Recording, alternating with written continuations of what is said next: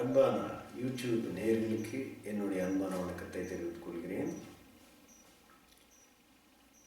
கோவில் இல்லாத ஊரில் குடியேற வேண்டாம்னு சொல்லுவார்கள். அதாவது கோவில் இல்லாத ஊர்கள் இருக்காது. ஏன்னா கோவில் ஒன்று இருந்தால் அந்த இடத்துல இறைவன் கண்டிப்பாக இருப்பார்.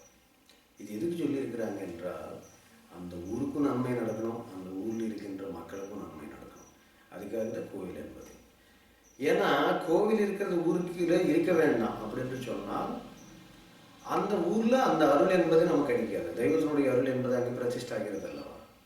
ஆக அந்த பகவானுடைய அருளை பெறதுக்கு உண்டாகிற ஒரு முக்கியத்துவம் நமக்கு எடுத்துக்காட்டவே இந்த ஒரு அற்புதமான ஒரு பழமொழி சொல்லியிருக்காங்க. இந்த அருள் பெறுதென்பது நம்ம நிறைய பேர் நினைப்பாங்க, அதாவது சோதனைகள் வரும்போது அல்லது துன்பங்கள் நிறைய வரும்போது நம்ம எத்தனை ரத்தங்கள் இருந்தோம், எத்தனை ஜபங்கள் இருந்தோம், எத்தனை பூஜைகள் செய்திருந்தோம், நம்ம எதிர்பார்க்கக்கூடிய பலன் கிடைக்கவில்லை என்ற மனவேதனையில் நிறைய பேர் இறைவனை வெறுக்கிறது உண்டு.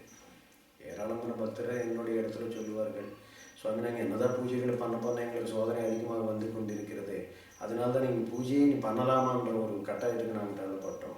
நான் ஒன்றே சொல்லுவேன், நம்மளுடைய துன்பங்களுக்கு துயரங்களுக்கு இறைவனுடைய வழிபாடுக்கு சம்பந்தம் இல்லை. அதாவது நீங்கள் இறைவனை சேவித்து கொண்டால் அல்லது தொடர்ந்து அருளாசி பகவான் மூலமாக நம் வரத்தை பெற்றுக்கொண்டால் இந்த துன்பங்கள் என்பது குறைந்துவிடும். இது எவ்வாறு எனில், பகவான் ஸ்ரீ சாய்நாதர் சொல்லுவார், ஒரு மாமரத்தில் எத்தனையோ பூக்கள் இருக்கும், பிஞ்சுகளாகும், பிஞ்சுகளை காய்களாகும், காய்களை பழங்களாகும். எல்லா பூக்களும் பிஞ்சுகள் ஆவதில்லை, பிஞ்சுகள் எல்லாம் கனிகள் ஆவதில்லை. ஆக அந்த பிஞ்சுகளை பாதி கீழே வெளிவிடுறது அல்லவா. அப்போ கடைசியில் வர்றதுக்குள்ள நமக்கு அந்த சில பழங்கள் மட்டும்தான் இருக்கிறது. அது போலவே மானிட வாழ்க்கை.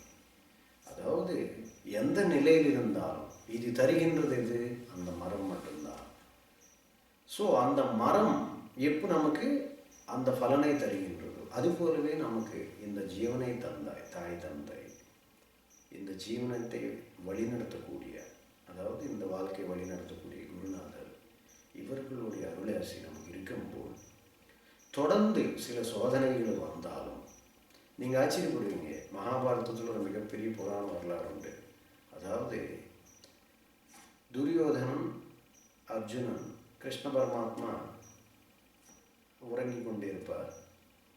அந்த நேரத்தில் அதாவது துரியோதனன் முன்னாடி கிருஷ்ணர் பார்க்கறதுக்கு முன்னாடி வருவார். அந்த முன்னே வரும்போது முதல்ல அவர் கால்கட்டுக்கு போவார். கிருஷ்ணர் கால்கட்டுக்கு போய், ஐயோ கிருஷ்ணர் கால்கட்டத்தை நம்ம போய் உட்காரணும் அப்படின்னு சொல்லி தலைக்கட்டு உட்காந்துக்குவார்.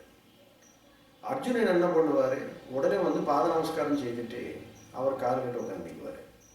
பகவான் ஸ்ரீகிருஷ்ண பரமாத்மா எழுந்திச்சு பார்க்கும்போது, ஏன்னா ஒருத்தர் எழுந்திச்சது, அதாவது தூங்கிட்டு இருந்தவர் எழுந்திச்சது பிறகு முதல்ல பார்க்கக்கூடியவர் கால்கட்டி இருக்கக்கூடியவர் தான் பார்ப்பார். அப்போது ஈகோ கிளாஷ்னால துரியோதனன் தலை பக்கத்தில் உட்காந்துக்குவார், கால் பக்கத்தில் அர்ஜுனன் இருக்கிறாரு. எழுந்திச்ச உடனே அர்ஜுனன் பார்க்குறாரு, என்ன அர்ஜுனன் நல்லா இருக்கிறியான்னு கேட்குறாரு. அப்போ உடனே அர்ஜுனன் அப்போது பக்கத்தில் இருக்கிறது துரியோதனும் கிருஷ்ணனுடன் பேசுகிறாரு. அப்போது எதுக்காக வந்திருக்கிறான் போது, நான் முதலாக அர்ஜுனை பார்த்ததுனால, அர்ஜுன் சின்னவனாக இருக்கிறதுனால அர்ஜுனன் என்ன வேணுமோ கேட்கட்டும், அதுக்கப்புறம் நீ கேட்கலன்னு சொல்கிறாரு. அர்ஜுனன் என்ன கேட்குறாருன்னா, பரமாத்மா நீங்கள் எங்களுடன் இருந்தால் போதும். அதாவது கிருஷ்ணர் ஒரு கேள்வி வைக்கிறாரு. என்ன ஒரு கேள்வி வைக்கிறாருன்னா, நான் வேணுமா, என்னோட இருக்கின்ற எல்லா சேனைகள், எல்லா சதுரங்க பலத்தோடு கூடிய சேனைகள் வேணுமா, நான் வேணுமா அப்படின்னு கேட்குறாரு. அப்போ உடனடியாக துரியோதனன் என்ன பண்ணுறாரு, ஏன்னா கிருஷ்ணர் பகவான், துரியோதனோட சாத்விக குணம் இல்லை, அதனால பகவான் பற்றிய ஒரு விவேகம் அவருக்கு இல்லாத காரணத்தை கொண்டு உடனடியே சதுரங்க பலத்தை சேனையை அவர் கேட்குறார். அர்ஜுனன் என்ன சொல்கிறார், நீங்கள் மட்டும் எங்களுக்கு இருந்தால் போதும் பரமாத்மா என்றார். இது எதுக்கு நான் சொல்கிறேன் என்றால், அவருடைய அந்த பகவான் என் கூட இருந்தாவே போதும் என்றது. பகவான் இன் தி சென்ஸ் அருள், அந்த தெய்வத்தினுடைய அருள் நமக்கு வேணும் என்றதுக்காக சொல்லக்கூடிய ஒரு கருத்து. அதே போல ஒவ்வொரு துன்பத்தில் பாண்டவர்களை காத்து காத்தருள் அருள் புரிந்து கடைசி நிமிஷம் வரை அவங்களுக்கு வெற்றி படிகளை குவிக்க வைக்கும் வரை பகவான் ஸ்ரீகிருஷ்ண பரமாத்மாவும் கூட இருந்து அவனை வழிநடத்திருக்கிறார் என்றது பாரதத்தில் நம்ம பார்க்கின்றோம். சதுரங்க பலம் நிலையற்ற தன்மைகளை கொண்டு ஒரு கெட்ட குணங்களோட படைத்த அவர் அந்த வகையில் போயிருக்கிறார். அதே போல பாரத போரிலோ சாபங்களை வாய்ப்பட்ட கர்ணன் தர்மத்தில் தானத்தில் சிறந்தவனாக விளங்கக்கூடிய கர்ணனே அந்த சாபங்கள் தாக்கத்தில் இருந்த காரணத்தினால் துன்பம் அடைகிறான்.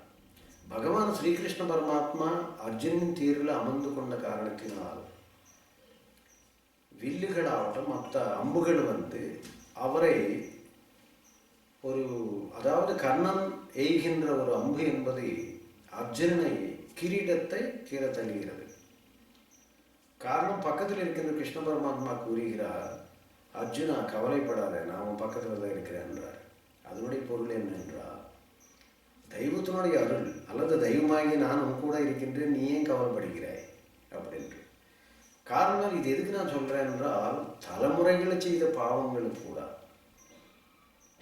ஒரு அருள் இருந்தால் தலைக்கு வந்தது தலைப்பாக்கையோட போய்விடும். அதாவது ஒரு மிகப்பெரிய கொடுமையான துன்பம் இருக்கக்கூடிய நிலையில கூட அந்த தெய்வத்தினுடைய அருள் நமக்கு துணையாக நின்றால் இந்த உலகத்துல நீங்க எது வேணுமென்றாலும் சாதிக்கலாம் என்றதுக்கு ஒரு எடுத்துக்காட்டாக அந்த தெய்வத்தினுடைய அருள் அந்த புராண வரலாறு இருக்கின்ற சில உண்மைகள் நமக்கு எடுத்து காட்டுகின்றது. ஆக இன்றென்றும் அருள் நமக்கு தேவை என்றால் நிச்சயமாக அம்மா அப்பா குருநாதர் குருமார்கள் தெய்வங்கள் தொடர்ந்து நாம் அவங்களுடைய அருளுக்காக வேண்டி எந்த காலகட்டத்திலையும் நல்ல இருக்கின்ற நேரத்திலையும் துன்பம் சோதனை வருகின்ற நேரத்திலையும் தொடர்ந்து இறைவனுடைய அருளுக்காக நாம் வேண்டி அவருடைய சந்நிதியில் நாம் நிற்கும்போது நமக்கு எல்லா வகையான துன்பங்கள் கதிரவனை கண்ட பனி போலே மறைந்துவிடும். ஆக அருள் என்றென்றும் வேணும் என்று விரும்பியவர்கள் அருள் பெறக்கூடிய பல திருஸ்தலங்களை போயிருந்தும் நமக்கு கிடைக்கிறேன் என்று. ஏன்னா இது இன்டென்சிட்டி ஆஃப் தோஷாஸ். அப்படி தோஷங்களை கொடி தாக்கத்தில் இருக்கும்போது நமக்கு எளிதாக அருள் கிடைக்காது. அப்போது தெய்வம் மானுஷ ரூபேனா, அதாவது 4 யுகங்களில் பகவான் வந்து மானிட உருவிலே இருக்கின்றார். பகவான் ஸ்ரீ சாய்நாதர் ஒரு எடுத்துக்காட்டல்லவா. இது போன்ற மகான்களின் அருளாசி நம்ம பெற வேண்டும். அது நமக்கு ஒரு வெகரஸ் எனர்ஜி நமக்கு கொடுக்கும். எங்கிருந்தாலும் எப்பேற்பட்ட துன்பங்கள் இருந்தாலும் அதை போக்கி நமக்கு என்றென்றும் துணை புரிந்து நம்மளுக்கு வழிகாட்டி வாழ்க்கையில் மேலும் மேலும் உயிர் உடவை செய்ய அருள் என்பதை துணையாக நிற்கும் என்பதை 100% உண்மை. ஆக இந்த அருளை பெற மகான்கள் அருளாசி நமக்கு வேண்டும். அந்த அருளாசி நமக்கு சின்ன திருப்பதி ஆனந்த துவாரகா சன்னிதானத்தில் இன்று லட்சக்கணக்கான பேருக்கு உலகளில் கிடைக்கின்றது. அருளை பெறுங்கள், வலிமையான வாழ்க்கைக்கு வழி தீர்க்கொள்ளுங்கள். லோக சமஸ்தா சுகினோ பவத் சுகினோ.